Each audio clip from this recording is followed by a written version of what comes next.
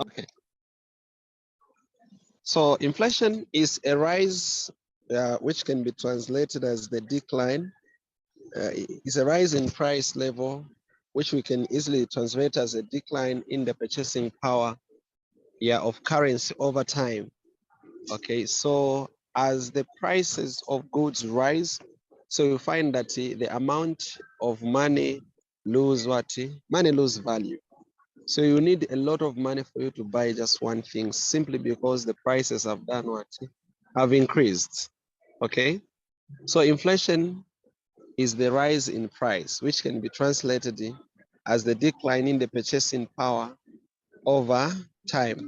Did you get that? Yes. Yes. So you can see that the rate at which purchasing power drops can be reflected in the average price increase of the basket of the selected goods and services over some set period of time. So if you want to see how much value or how much purchasing power cost by currency, we can see the decline, or we can see the average increase in the prices of the goods. So that average increase shall be equal to the purchasing power that has been lost, by the same currency. Did you get it? Yes, I So still get it. in other words, we can still define it as the consistent increase. Okay, the consistent increase in the general price level. Yeah. When we talk about the consistent increase in the overall price level is what is inflation. So there should be some consistency in increase. Then inflation rate now, because this is just inflation, but the rate is actually the rate at which these prices, general price level is increasing. That is now inflation what? Rate. Okay. So inflation can be contrasted with deflation, which occurs when prices decline and the purchasing power increases. So you can contrast the two. Find that with inflation, it is a decrease in the purchasing power, but inflation, but deflation actually is an increase in the purchasing power. When you see that the prices start declining, as the prices reduce, find that the money now starts gaining purchasing power. You can use a small amount of money to buy many things. Okay, that is called the deflation now. Yeah. So it's just actually the gain in the purchasing power. So it's opposite of inflation. Did you get it? Yes, I do. Okay. So inflation can be categorized into demand pull, cost pull, and built-in inflation. Built-in inflation is also called the expected inflation. I think that's most of the literature, most of the books that you read in the macroeconomics, they will be using expected inflation. That's a common. Okay, so you find that the prices of goods increase or inflation increase as the central bank increases money supply. Just as I talked about this in the morning, I said that when the central bank increases money, was it in the morning? No, it was yesterday when I was talking about the quantity theory of money. This one, MV is equal to PY. So when you fix V, which is the velocity of money or the rate at which money exchanges hands, this one is fixed, is given. And then the output is also fixed. So you find that now the increase, okay, the increase in money supply, where M is money, will be equal to the increase in what? In the price level, which is inflation. So that the equation can just be according to the quantity theory of money. So you find that as you increase money supply in the government, in the economy, so what will happen is that the prices will start what? Increasing as well. So that's why it is very imperative for the central bank to make sure that they control what? Money supply. Because they can't just keep on pumping in money and pumping in money into the economy. Because if they keep on doing that, what will happen? You end up having what? Inflation. Did you get that? Yes. Yes. So too much money in the economy will lead to inflation. So the government, the central bank specifically is minded of that. Now, what about demand pull inflation? Demand pull.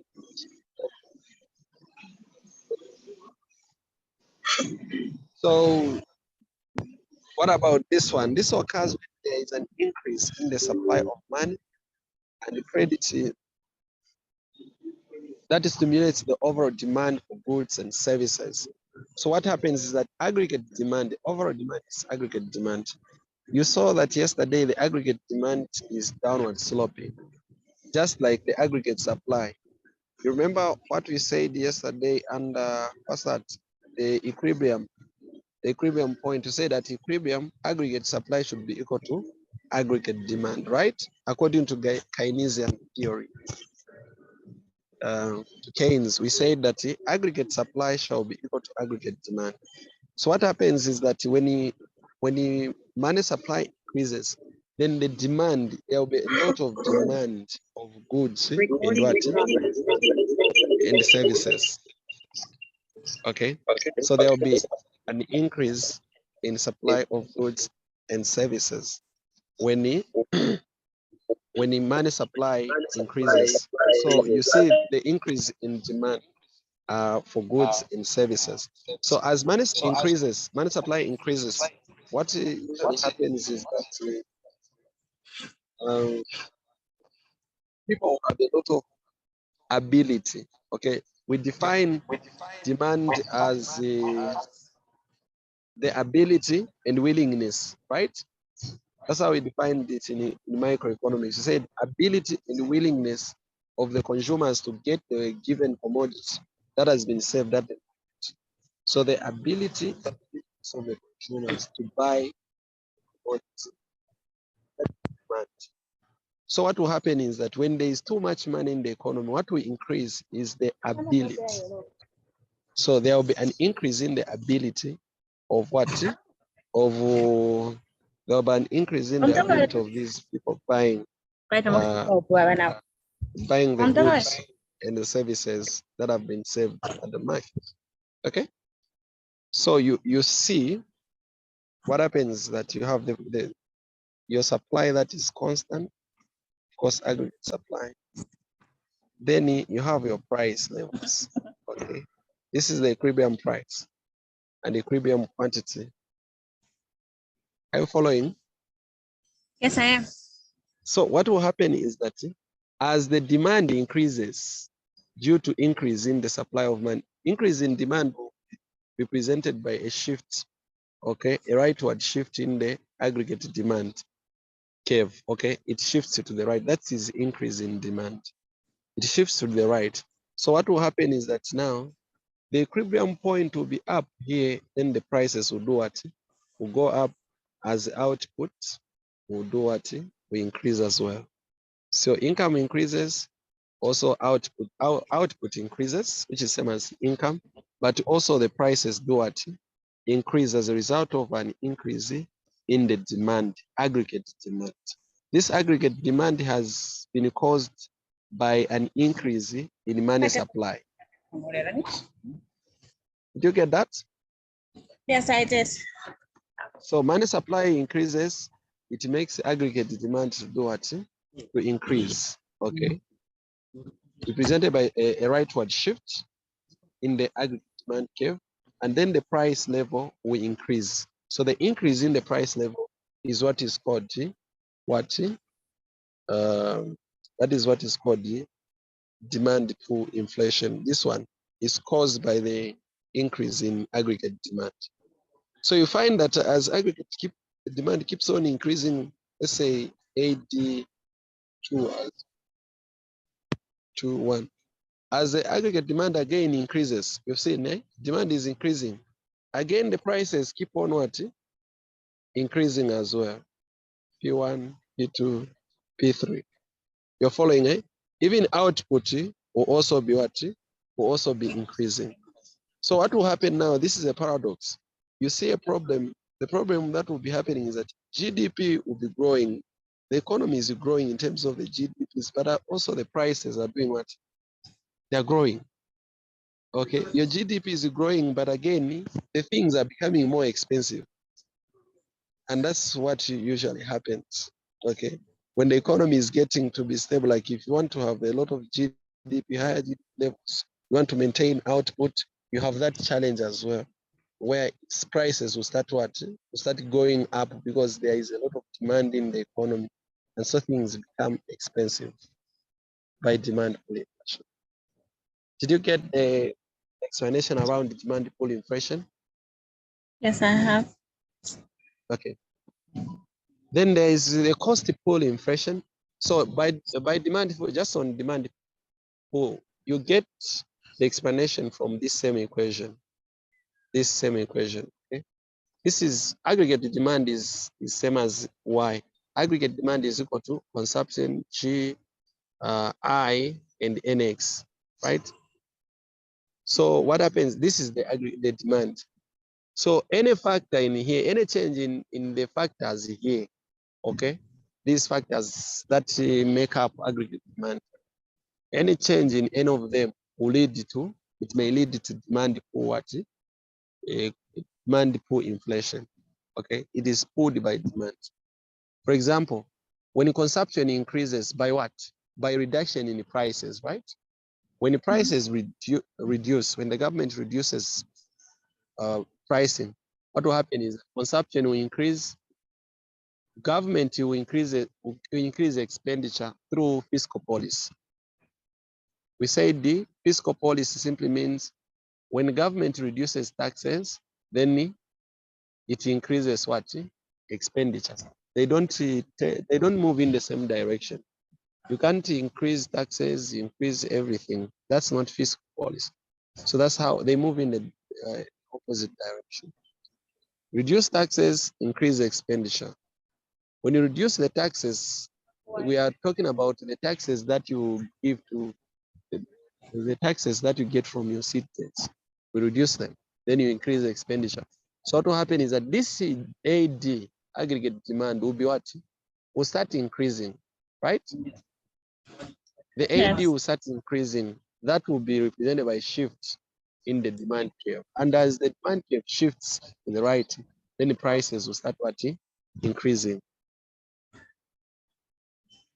Got it? Yes. Okay. Cost pull inflation. So this one is caused by an increase in the cost of what? Production. Okay. An increase in the cost of production. So aggregate demand is constant now. So what happens is that as the cost of production increases, cost of production simply means the things, those factors that help us, that we use, the inputs in production, they become expensive. What will happen is that the supply will start what? Reducing, isn't it? These guys will reduce the supply, okay? Supply will reduce. So when supply reduces, that will be represented by a leftward shift in the what? In the aggregate supply curve. So the supply curve is shifting to the left. Check that as the price is shifting to the left, what happens to the price level? The price levels are increasing, right? Increasing. Yes. Yes, as it becomes expensive to produce. So when it becomes expensive to produce, then the suppliers, they will decide production. They won't be producing too much of those commodities. Guys, they are expensive to produce. Okay. For example, if there is an increase in wages, maybe the government sets the prices, the wages, say the minimum wage should be maybe 7,000 every worker. You find that some of the companies will start cutting on some workers. That will reduce production. Okay. And as a result, because the production has increased, the supply has been reduced, then you see a change in supply, which is a reduction, represented by a shift, a leftward shift in the aggregate supply, okay, from S1 to S2, AS2.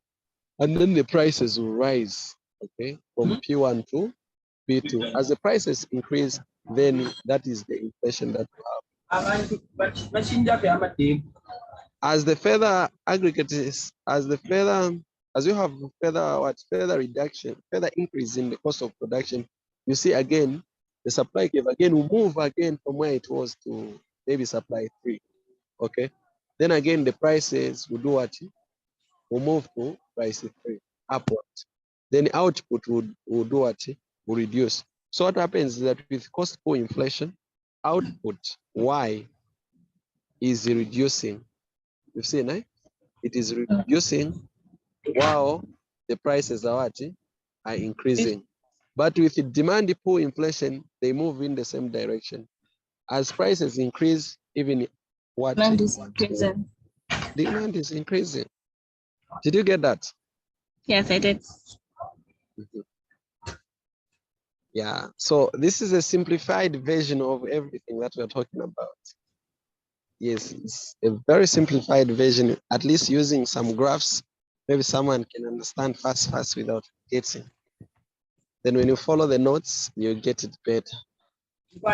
Okay. Then the other type of inflation that we talk about is the built-in inflation, which is same as expected inflation. So built-in inflation is related to adaptive expectation, or the idea that people expect inflation rates to do what? To continue in the future. So what happens? These are expectations. So you make expectations as citizens. When citizens expect prices to keep on increasing, they will start factoring in what? Inflation in their pricing. Did you get that? You start factoring in inflation in your pricing. So if you say, Kai, prices will keep on changing. If you go to the mall today, you find things at that price. You go to your suppliers, tomorrow you find things at that. Next time you go, then that will force you to increase now on the things that you are selling. The prices will increase so that even if you go back to your what, to your suppliers and you find that they have increased, you don't lose a lot. So people will be forced to start what? Will start increasing the prices because they expect the inflation to continue. So they expect that the prices will keep on what? Increasing, and then we'll have that. That is what you call built-in inflation or expected inflation. Did you get that? Any question now?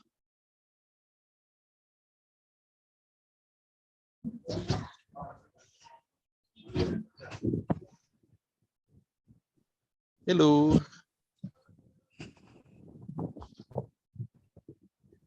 Okay. Now, depending upon the selected set of goods and services you use, we call it the basket. Okay, the basket of goods and services that you select, then you can be able to start tracking the prices, the price levels, how they are moving using what we call the price indexes or the price indices.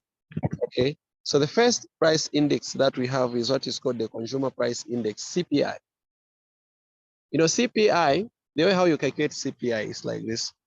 You get to find out the prices of the average of the basic needs, okay, for an average citizen. Actually, the basic needs for an average citizen. So you ask, okay, obviously there should be need. Aaron, just a moment, please excuse me a second. Okay. Thanks.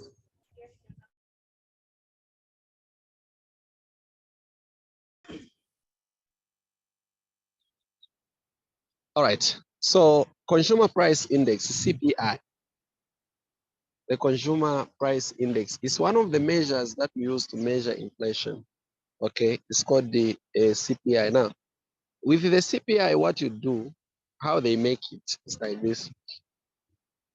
Okay, they get the average prices of goods and services, which are primary consumer needs.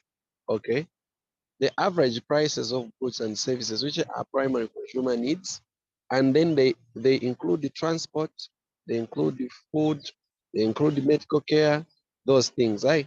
You get the average, okay, prices of those things.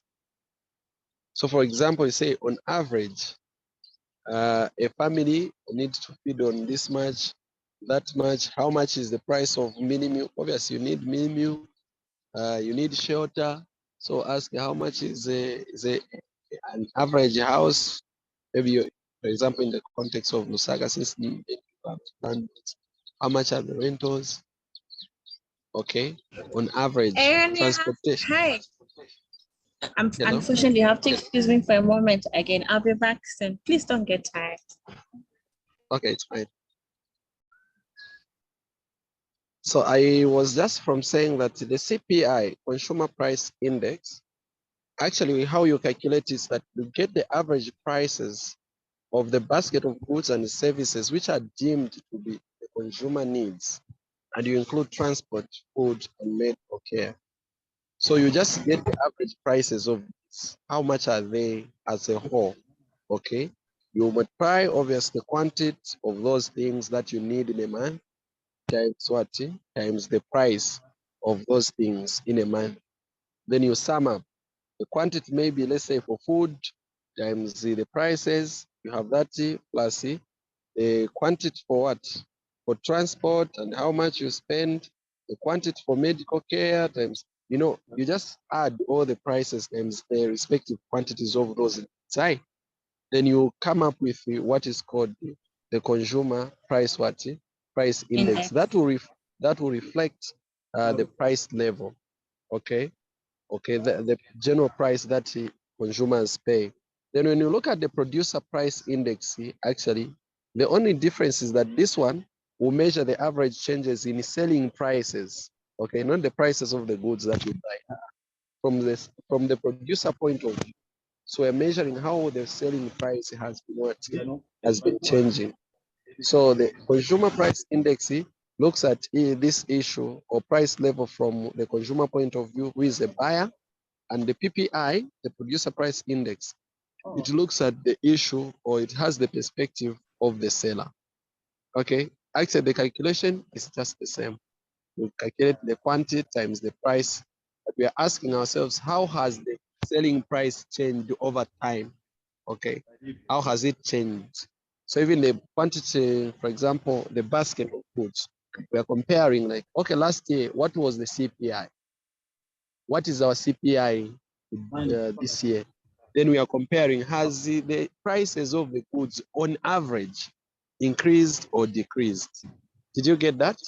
We're not getting the price of one commodity. We're looking at CPI, like all the commodities, the key commodities put together. Did you get that? Yes, I have.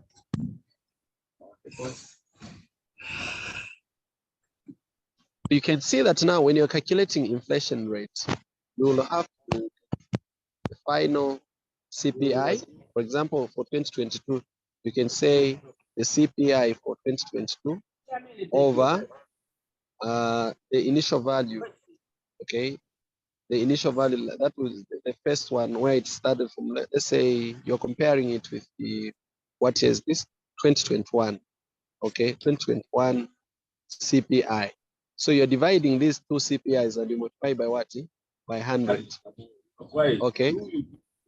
So how much is the CPI for this year? The CPI for this year over last year's what?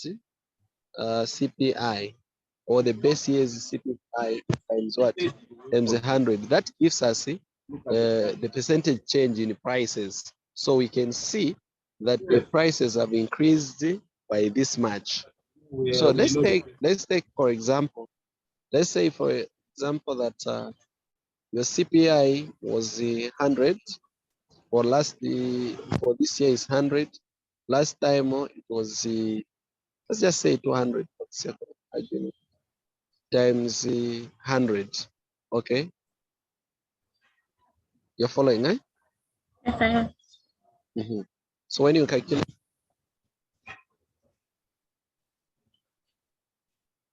It gives us 50%. 50%. So then in this 50, okay, you subtract 100%. So you find a negative figure, right? A negative percent. That means that the price levels have decreased by what? By 50%. Did you get that? Yes, I So did. the general price level has decreased by 50%. Then if when you subtract that number, you find a positive number. Take for example, maybe this one was 119%. Okay, minus 100. So we're going to have 19%, right? Increase. So the interpretation would have been the price level has increased by what? By 19%. 19%.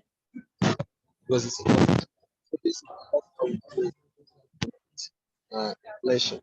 Do I have any question? No, I don't. You okay? Yes, please. Wow, that's a good thing. So now you will see that it is always the goal, okay? It's always the goal of the government to stabilize prices, to make sure that the prices, at least they are stable, okay?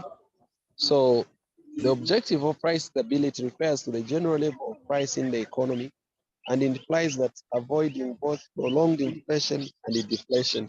So we don't want either inflation or deflation prolonged, because we just have to make sure that there is stability in terms of pricing, so that you know that, oh, this thing, it helps in budgeting, right? It helps even in budgeting when you know that the prices are this much. Not you are budgeting, you're not even sure. Maybe tomorrow you find things have increased by 20 kwacha. Okay, it brings a lot of uncertainty that is dangerous to the economy. Okay, Uh-huh. so what will happen is that with the producers, right, or the investors, if they see that there is stability in the price level, they won't ask for inflation risk premium. The inflation risk premium is that additional fee that those guys put, okay?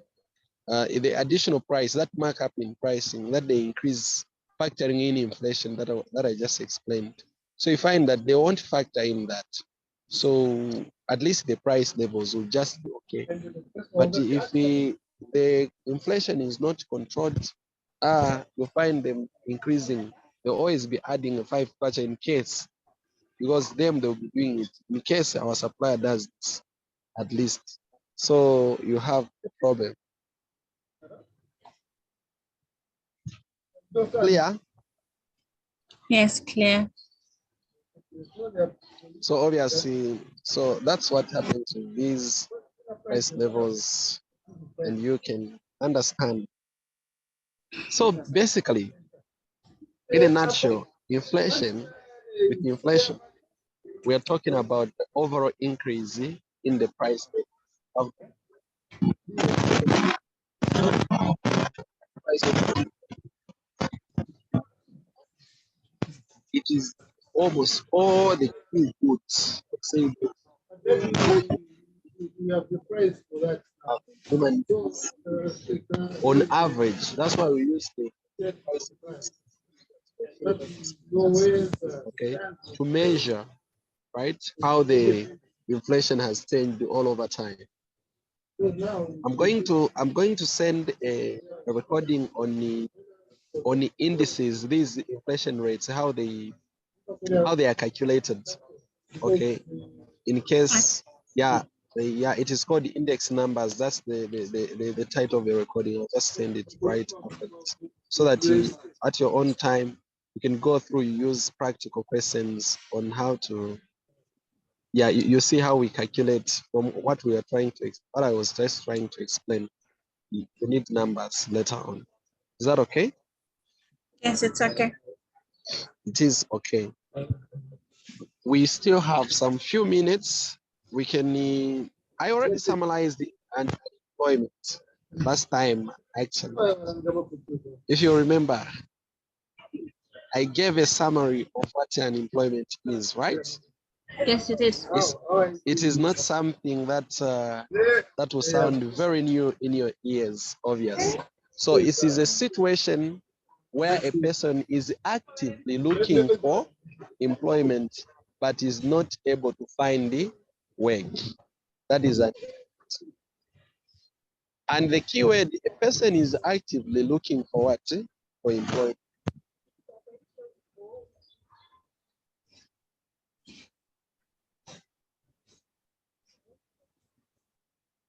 measure of healthy of the economy. It's one of the key measure of how healthy our economy is.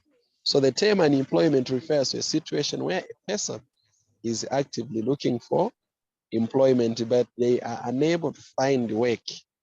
Okay, is that clear? Yes, it is. So the most frequent, in most of the times, we measure unemployment using what you call unemployment rate. So unemployment rate, unemployment rate, unemployment rate.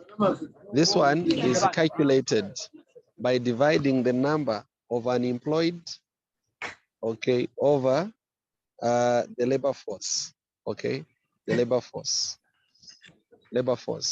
times 100 because it's a rate. So how many people are unemployed and how many people are in the labor force? Last time I explained about the people who are in the labor force, right? I said that people who are underage are not in the labor force. People who are too old are not in the labor force. Students are not in the labor force. People in prison are not in the labor force. Okay? So there are those people who are not counted in the labor force, plus those people who are discouraged, the discouraged workers, those who stopped looking for a job, they are not searching for a job. They are not part of what? The labor force. You're following, eh? I'm following.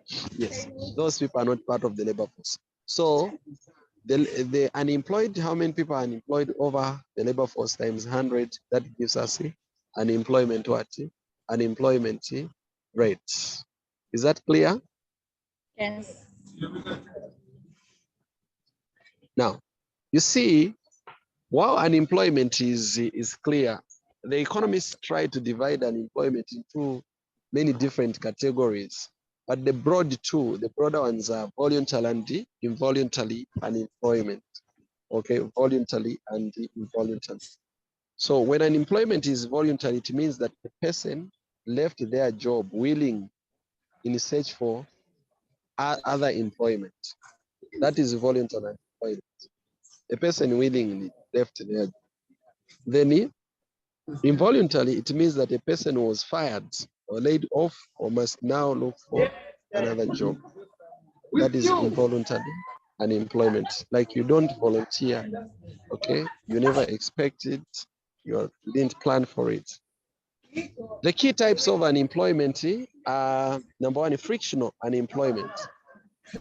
Okay, frictional. With the frictional unemployment, you pay attention to these. Frictional unemployment, this is the type of unemployment, okay, that is usually short-lived. The type of unemployment that is short-lived, it is also the least problematic, okay, from an economic standpoint. It occurs when people voluntarily change jobs or after a person leaves a company. It naturally takes time to find another job. So similarly, graduates that just start, okay, to look for jobs, they enter into the workforce, so they add to frictional unemployment. So that is frictional unemployment. It's really short-lived. It is that time interval, like between when you're within the search of jobs, eh? You left this job, you go for this job, you are looking for the job. That time interval in between. Okay, that is frictional unemployment. Did you get that? Yes, it is. Okay. Any question? No, I'm okay.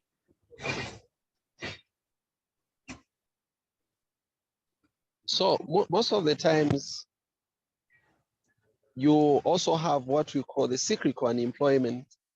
You know, with the cyclical unemployment is the variation in the number of unemployed workers over the course of economic upturns and downturns, such as those related to changes in oil prices.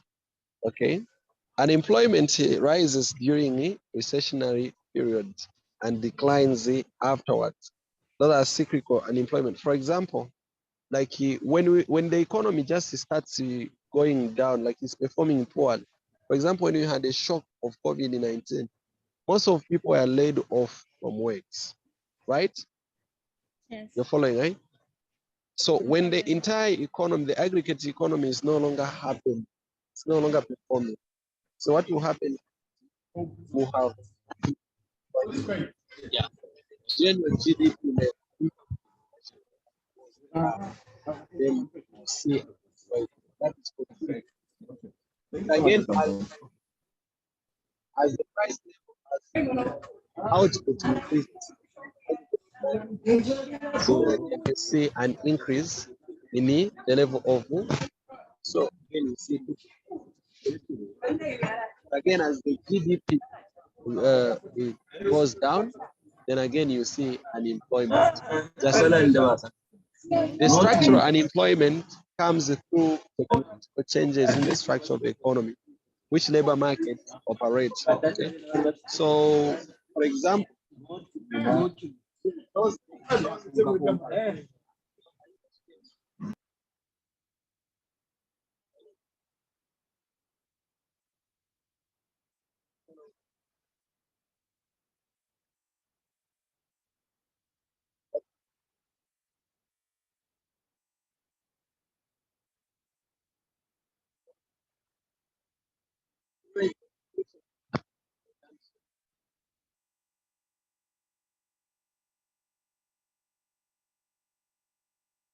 Hello.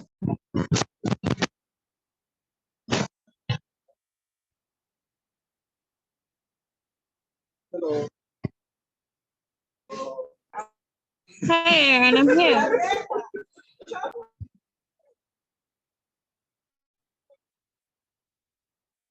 So I was talking about structure.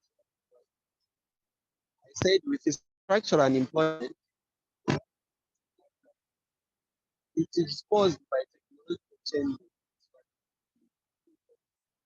For example, I was telling you that those olden days, accountants used to write in books. Okay, before we had a lot of computers. So you needed to have a lot of books, write a balance sheet, whatever, all those things. But there was a lot of paperwork. As a result, you needed a lot of people to do paperwork, right? But nowadays, maybe one accountant can replace even 10 accountants. Just give them a computer that is healthy and they'll do all the work.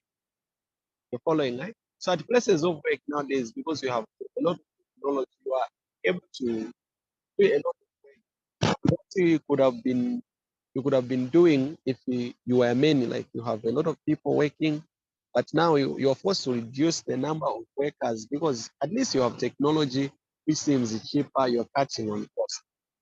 Okay?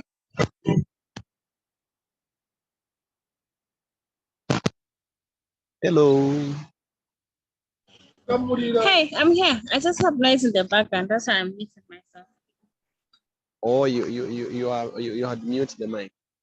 But yes, my colleagues are back. So Oh, so that's what usually happens. So you see, when there are changes in the economy that are brought about technology, you have using computer levels, just all those changes, they usually lead to unemployment. People start being replaced by machines. Okay. Nowadays we have even machines like we have washing machines. You know, those that same work that the machine is doing would have been maybe done by many people. You know, there is a lot. You have those robots, all those things.